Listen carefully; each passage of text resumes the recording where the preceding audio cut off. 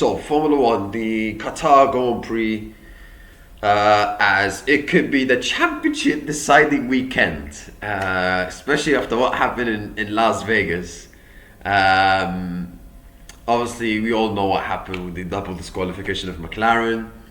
Verstappen winning 25 points advantage to his side on Oscar Piastri and Lando Norris.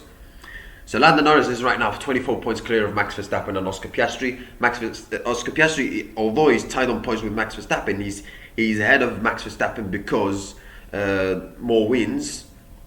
It's a bit like going to Abu Dhabi before the Abu Dhabi 2021, where Verstappen was level points with Hamilton, but Verstappen was ahead because he had more wins at that time than Lewis Hamilton. So this is kind of similar as well. But this is for second and third. This is not what they're aiming for. They're aiming for first. And the guys in first is Lando Norris, 24 points clear. And there's a sprint, and then there's the race. I'm really looking forward to it the whole weekend. Really looking forward to it. It could spice it up. It could spice it up even more, or Lando Norris could bounce back like a lion and comes back strong and wins the race. I'm looking forward to see what will be the both cases. I'm really looking forward to it. Of course, Oscar Piastri and Max Verstappen need the results, of course, but at the same time, they have nothing to lose. There's nothing to lose. The pressure is still. They have nothing to lose. The guy who has something to lose is Lando, because he's the guy who's leading the championship. He has to. When you're in control of something, you have to take advantage of it. And right now, Lando, he has a good lead, but at the same time, he cannot afford another DNF. He cannot afford another race where he picks up 0 points, as it happened again in Las Vegas. And McLaren cannot afford any more mistakes, any more shenanigans and stupidity. I heard some rumors that they were even close to being disqualified in Brazil. They were close to being out of the over the limit due to plank wear.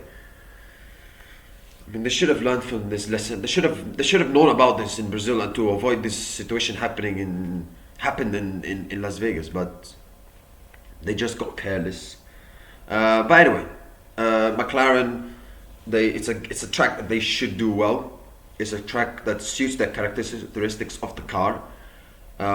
They should be strong. They should be more competitive than they were in Las Vegas in pure pace. Yes, Lando got pole, but at the same time, that was in the rain, and the race kind of proved that as well. Even though, you could say, one of the deciding factors of the race was Lando had a difficult start, but despite Verstappen had a huge margin over Lando at the end. And yes, that was because of the fuel saving that Lando had to do towards the end, and of course that led to disqualification. But McLaren wouldn't have won anyways, because of the pace of Red Bull was better than McLaren in Las Vegas. However, Red Bull, in general, the pace looked very, very strong. They brought upgrades in the last couple of races. The upgrade in Mexico, the new engine in Brazil for Max Verstappen. They look very, very strong. Their pace recently looked very, very strong. It looks like Verstappen and Red Bull understand the upgrades they brought in Mexico better now. So it should help them for Qatar, and it should help them for Abu Dhabi. I expect, McLaren. Like I said, it's a McLaren track, but at the same time, it's the same track as well that it's the only race where Red Bull won a dry race in the last 12 races last season. Because if you look at the last 12 races, the last 14 races last season, the only dry race that Red Bull won was Qatar. So it's kind of 50-50, But I don't expect the only fight to be between the two McLarens and Verstappen. I expect also the fight to be between two Mercedes. Mercedes looked quite decent in Qatar last season. George was involved in the top 3 in the sprint. Then he got pole in qualifying, even though the way it happened was kind of controversial. And then the race, some strategy picking from Mercedes didn't help George. And George made mistakes in the first lap. But I expect Mercedes to be up there. They look quite good, decent in Qatar last season, so I expect them to be up there for this track and sprint and the race. With two drivers who are in a good form right now, George Russell and Kimi Antonelli. Pt2, who had a sensational performance in Las Vegas, coming from P17 to a podium. And also, let's not forget, he had a penalty. He had a 5 second time penalty, and also for something ridiculous, by the way. And he was on a 40 lap all tires. So compared to Piastri and Leclerc, who were more at that time, were more fresh tires than Antonelli. And Antonelli was defending against an illegal car to be at the end, Piastri. So yeah, but Lando Norris, he had this kind of setback in Las Vegas, but when he's handled the pressure fantastically well. But at the same time, this is a new pressure that he will have to face, to like all of a sudden going from thinking, oh, I've almost won the championship, to what I'm gonna do. I have to play smartly and carefully and be cautious, but not be too cautious. So how is he gonna manage that? And Lando's coped with the pressure fantastically well in the last couple of races, but this is a new test. This is another new test, and let's see how Lando copes with it.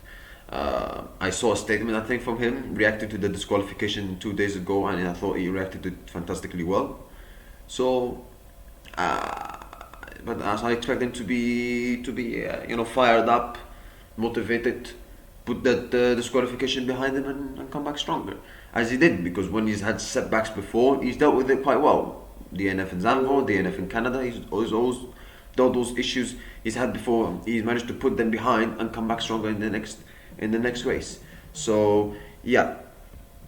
So I expect Lando to put that behind him, but at the same time he cannot afford to be too cautious and do some strange things, as he tried to do in the start in Las Vegas, where he was aggressive and he got off a decent start to Max Verstappen, but then he misjudged the brakes. So he cannot afford this kind of things and mistakes for those 2 races and in the sprint. So yeah, and he could win the championships this weekend, by the way, if he finishes at least in the top 6 in the sprint and wins the original race.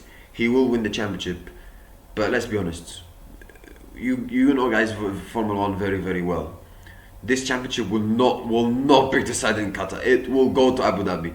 I remember last year when McLaren had the chance to win the constructors in Qatar last season, and they gave such a ridiculous penalty to Lando Norris, 10 seconds stop and go, and that influenced to go to Abu Dhabi in the constructors.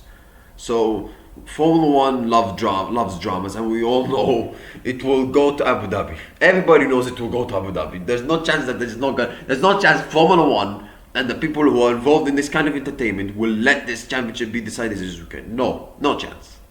And I'm being very honest. And I think this race as well can be complicated with the obviously two stock tire strategy. The Pirelli say that this one tire is only 25 maximum per lap. Qatar is in general is to 57 laps. So let's see how the teams are going to manage it. Let's see. Obviously, Pirelli didn't learn their lesson from Monaco, but this is kind of different. Qatar is a different track to Monaco, so to be fair. So let's see how the teams are going to manage it. How Red Bull, McLaren, Mercedes are going to manage it. Let's see. It's going to be very, very fascinating to see. So yeah, but it's a race that Verstappen, Oscar need a result, and it's a race as well that Lando can bounce back and win the championship. So it can be both ways. I'm really, really excited for this race. Look at the other teams. Ferrari, I don't think that this is a track that suits them perfectly. Williams, they looked okay in Las Vegas. Carlos Sainz had a good performance. This track, I don't think suits them perfectly, in my opinion. Aston Martin, let's see. However, Adrian Newey, by the way, he was announced as the new team principal for Aston Martin from 2026. That's quite strange. I mean, I know Andy Cole was going to leave anyway, but Adrian Newey being the new team principal, I mean, he's still going to be involved on the car side, designing the car, but is he going to be as much as involved, because he has to focus on other things as well, being the team principal? Let's see what happens. But Haas, I don't think it's a track that suits them perfectly.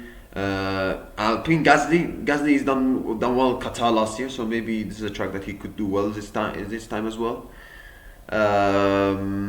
V-Carb, I think they could do well this weekend in Qatar. So yeah, that's my assessment of the rest of the midfield teams. My predictions: sprint pole, I'm going for George Russell. Sprint top 3, I'm going for George Russell to win the sprint. Second position, I'm going for Max Verstappen. And third position, I'm going for Lando Norris. Pole position for the original qualifying, I'm going for Max Verstappen. And then the race predictions: first position, Max Verstappen. Second, I think Max Verstappen will win the race. Second position, Lando Norris. And third position, Kimi Antonelli. I think Kimi Antonelli will get podium. So that's my predictions for the Qatar Grand Prix, and I'm really fascinated how it's gonna go this weekend in general. It's gonna be very fascinating. So yeah, that's it, guys. Thank you. I wish you have a nice day. See you next time, and goodbye.